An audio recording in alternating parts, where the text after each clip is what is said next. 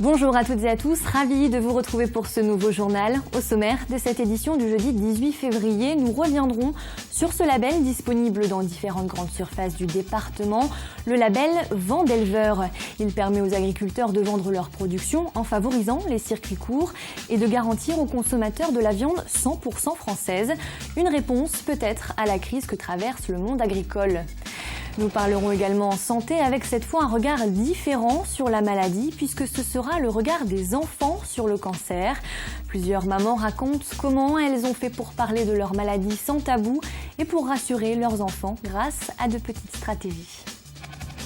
Enfin, nous vous proposerons de découvrir une nouvelle activité pour ces vacances scolaires. La luge sur aiguille de pin. C'est une activité phare des animations sport d'hiver à la mer organisée depuis plusieurs années à la Barre-de-Mont.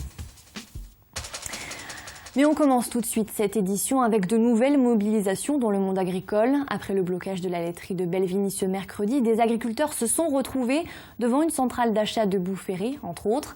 Les annonces du Premier ministre hier n'ont pas calmé la colère des agriculteurs qui ont pourtant obtenu la baisse des cotisations sociales demandées par les syndicats, mais surtout la reconnaissance d'une année blanche pour les agriculteurs les plus en difficulté.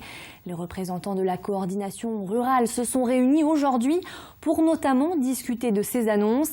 Et ce qu'ils attendent, en plus d'une hausse des prix, c'est la garantie d'une meilleure traçabilité.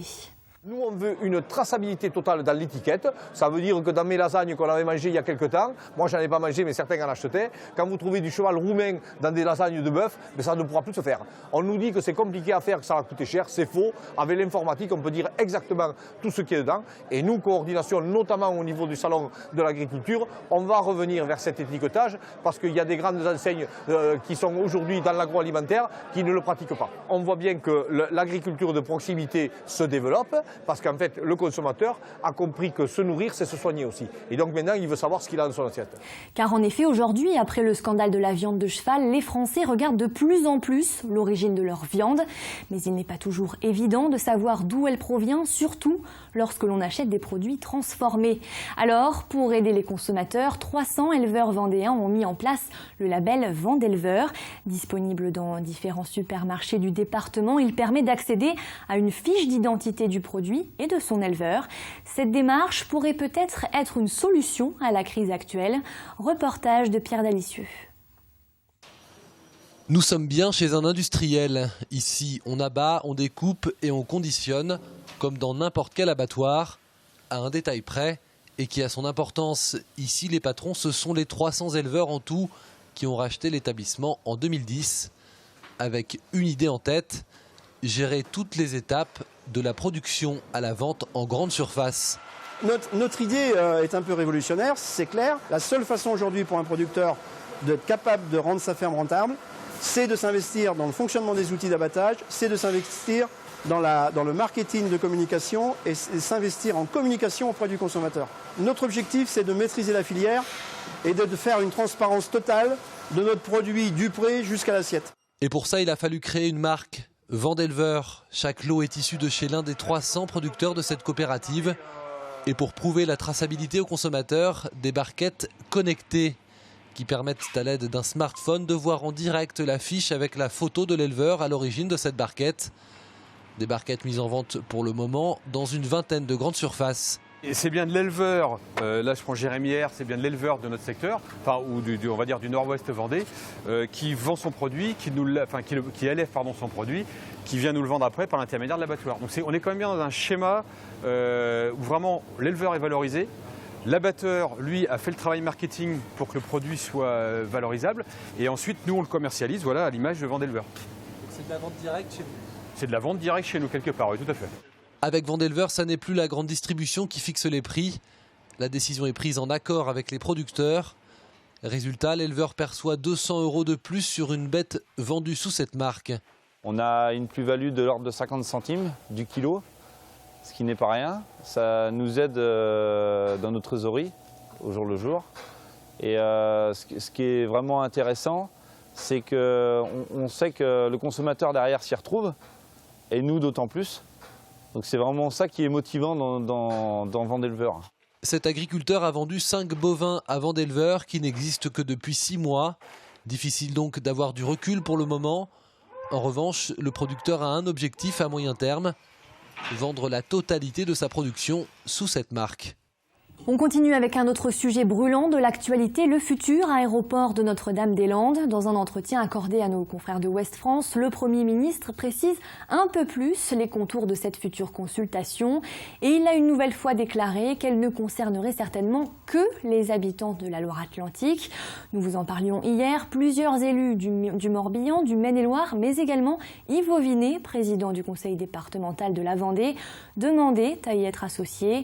On l'écoute justement à ce sujet. On peut comprendre que l'installation est sur ce département, mais c'est quand même un aéroport dit du Grand Ouest. Et à partir de là, on peut considérer qu'un certain nombre de départements peuvent se sentir concernés, et particulièrement la Bretagne et les Pays de la Loire. Donc oui, je pense sincèrement que la consultation aurait pu être élargie à l'ensemble de ces départements, mais il ne semble pas que ce soit la volonté du Premier ministre actuellement.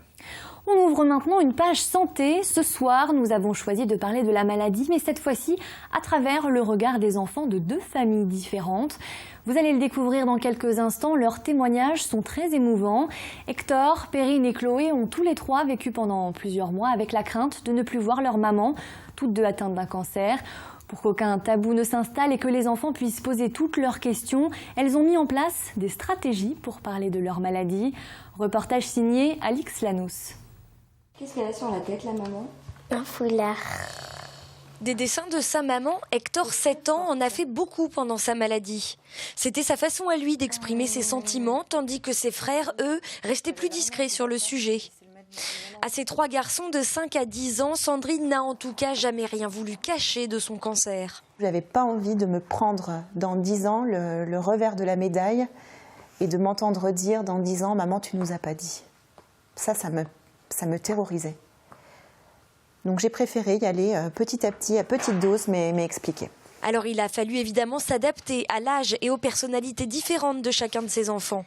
Mais pour ça, la maman de 41 ans a fait preuve de beaucoup d'imagination. On a pris une feuille et on a fait des monstres. Et quand elle avait passé une chimio, on découpait un monstre, on le coupait et on le mettait à la poubelle. Et quand il n'y avait plus rien, ça veut dire que les chimios étaient terminées. Pourquoi tu es chauve? Des dessins, des livres, des carnets secrets dans lesquels les garçons pouvaient poser toutes leurs questions. Pendant toute cette année de combat, Sandrine et son mari ont demandé conseil à des professionnels pour parler à leurs enfants. Mais ils ont finalement beaucoup improvisé et surtout toujours beaucoup écouté. On est nous-mêmes dans l'inconnu, donc c'est dur d'expliquer à ses enfants quelque chose qu'on ne sait pas. Il faut utiliser des mots simples. Il faut leur dire qu'on leur dit ce qu'on sait. Et que s'ils ont des questions, qu'ils nous les posent. On n'aura peut-être pas toujours les réponses pour eux au bon moment, mais qu'on cherchera la réponse et qu'on leur expliquera.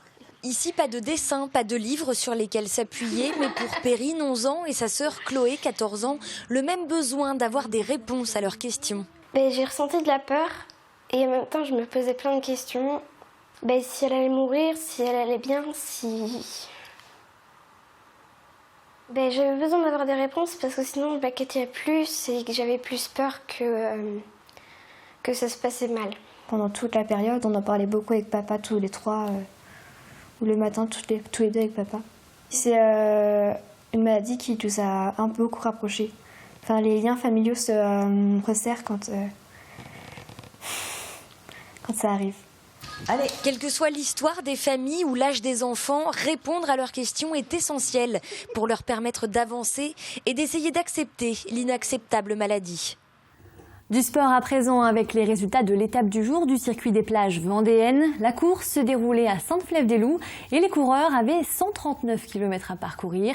Ils ont commencé sous la neige, mais cela ne les a pas empêchés de rester concentrés pour remporter la victoire. C'est un coureur du club d'Aubervilliers qui arrive en tête, suivi de Charles Herbert du Vendée-U. 3 autres membres de l'équipe vendéenne sont arrivés aux 6e, 7e et 8e places. Avant de refermer cette page de sport, regardons tout de suite l'agenda football de ce vendredi. Les Herbiers reçoivent le club de Dunkerque à 20h au stade Massabielle.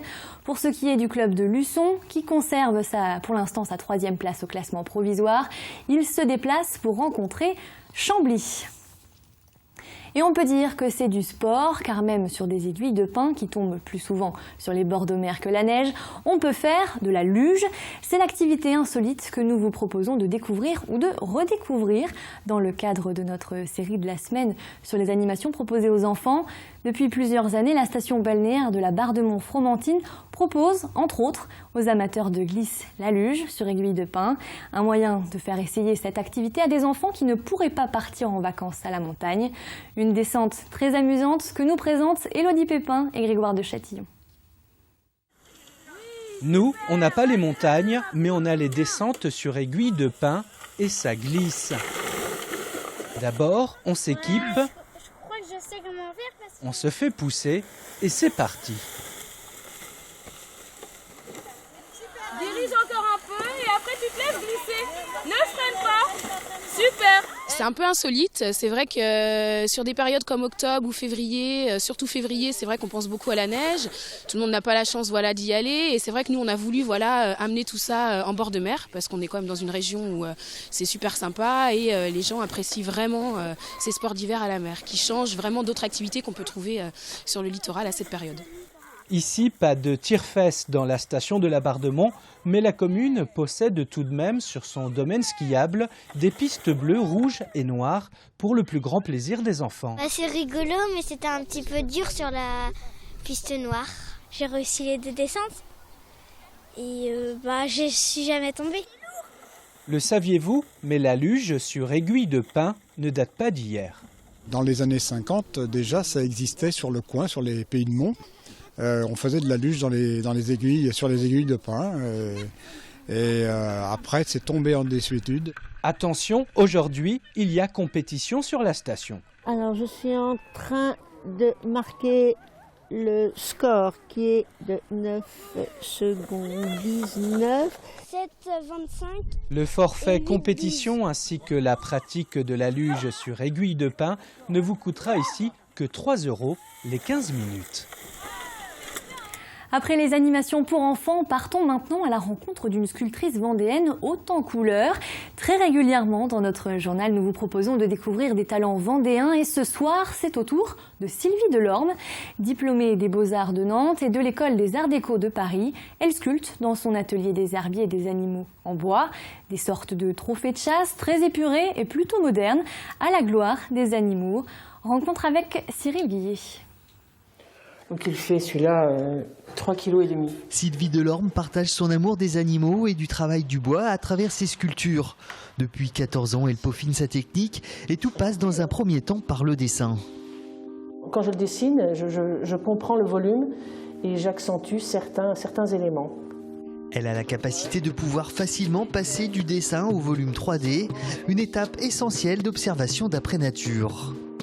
Le crâne m'apporte énormément sur l'emplacement des orbites, le nez, exactement où tout se trouve.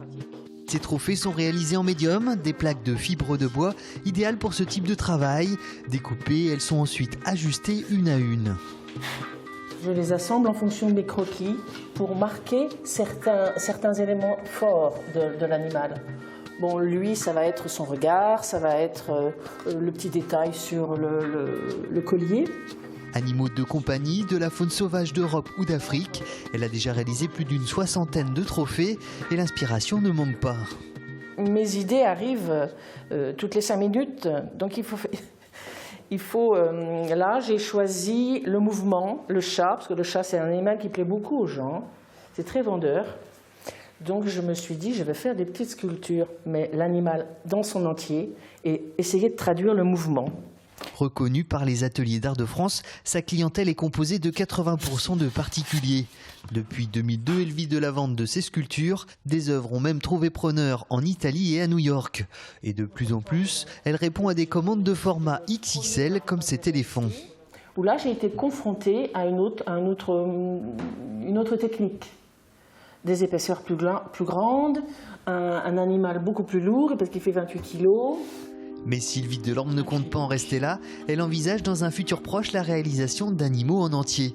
Mais pour cela, il faudra qu'elle adapte une nouvelle fois sa technique. Et pour tous ceux qui sont tombés sous le charme des œuvres de Sylvie Delorme, sachez que vous pourrez les retrouver pendant tout le mois de mars à la galerie d'art Anne B de Challans. On regarde la météo de demain, ce sera dans l'ensemble un temps plutôt sec et ensoleillé, mais attention aux températures très fraîches. Elles risquent d'ailleurs de provoquer du verglas dans la nuit.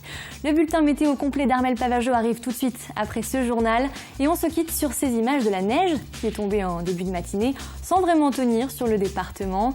Très bonne soirée et à demain.